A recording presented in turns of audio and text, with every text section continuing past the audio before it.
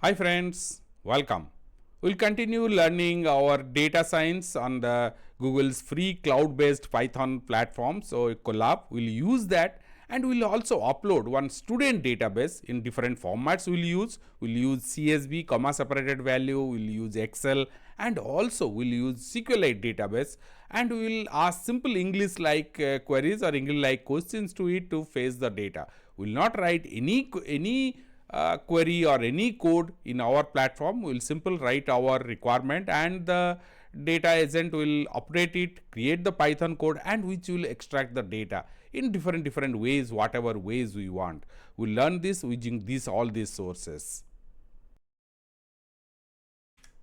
Here is the list of queries we will try in our Colab platform. So these are all simple English like your queries which you can use it. But earlier we used to develop the code, connect to the database, write the query, execute it, and get the data. Now we'll use these simple English languages to get our data. Now these are the sample queries. You can use your own queries also. Let's see the tables here.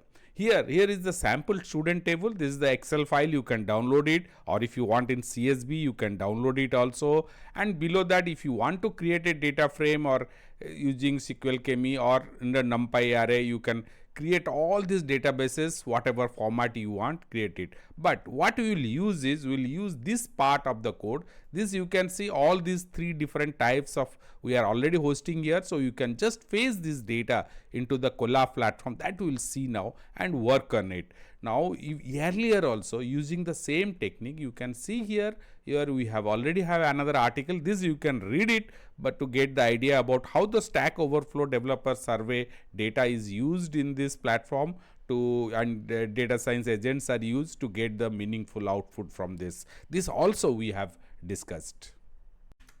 I am in my Colab platform. In fact, if you want to reach here, you must log into your Google account and come to search for Google Colab, or you can click this in all these links are or URLs are there in the description below. You can click this and come to here.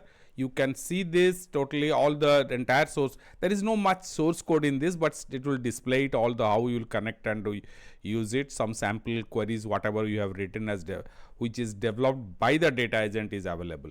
Now here is the button. If you click this, you will land in a Colab platform, which is, or let me just click this and take you to Colab, and you must log into your account by the time. So it's a freely available Google account only. So this here you can use that. Now I am using a fresh Colab platform or a Jupyter notebook IPynb file to show you the demo. Now here you can see I am just starting with it connected to the my Colab sources, and here what I will do, I will just paste one link here. This wget http plus student. I am just downloading the sample Excel file of student format. How I can see that it is downloaded or not? Here right side, click this folder icon. So you will get all your files, whatever is connected to this particular session, whatever files, it will be displayed here. Now once I run this, you can see here this will fetch the student.excel file, and here it is connected, student.excel. Now similarly I will paste it once again, and here this time I am using CSV, the CSV file, a comma separated value file. This is also now it will be downloaded from the site and connected to here. I will get the CSV file here. So yeah, here it is, student.csv is available.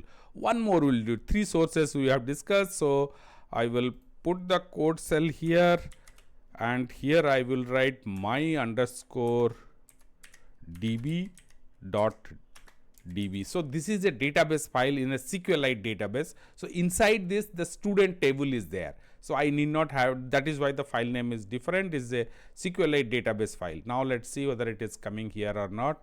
This will fetch from the, yeah, here it is, the my underscore db at the top. So three sources I have here, all the three are connected here.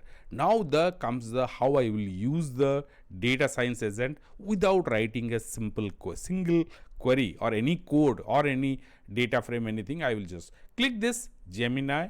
Here it is. Now it wants me what I will simply write it. The prompt is here at the bottom. Earlier it was there. You can sometimes opens in the right also. Now I will use the SQLite database. I have just, out of the 3 sources, I am using one SQLite database, and tell me and give me the details of highest mark from student table. I am simple English I am writing. I am not writing anything code here. I will just use this. Now it is creating in the background. It will check it, the database, whether it, yeah, fine, it has given me. It has given me here all the options also. I can accept it. Accept and run means this cell will directly run it. It gives me option whether I want to study it. You can just see import SQLite 3, pandas as PD, all the required codes it has developed. Now it has connected. The select max from student. Now it is all the details it has given. Now I will say accept and run means this will run this cell. So let's accept and run. So fine, the highest one in the student table is 96. So it has already given me the output. Now give me the full detail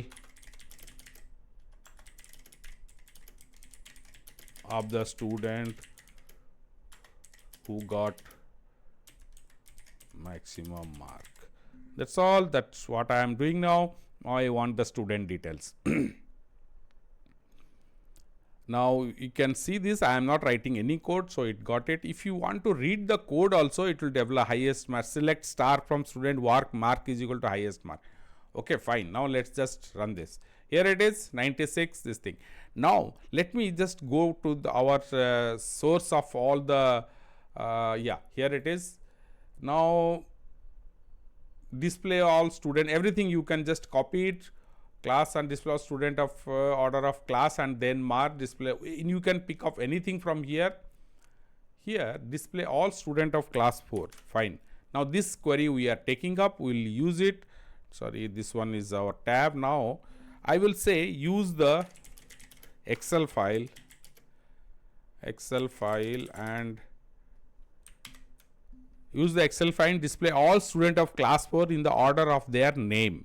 Fine. Let's do. Now the code will change. It is no more SQLite database. It is the Excel file. This one you will use.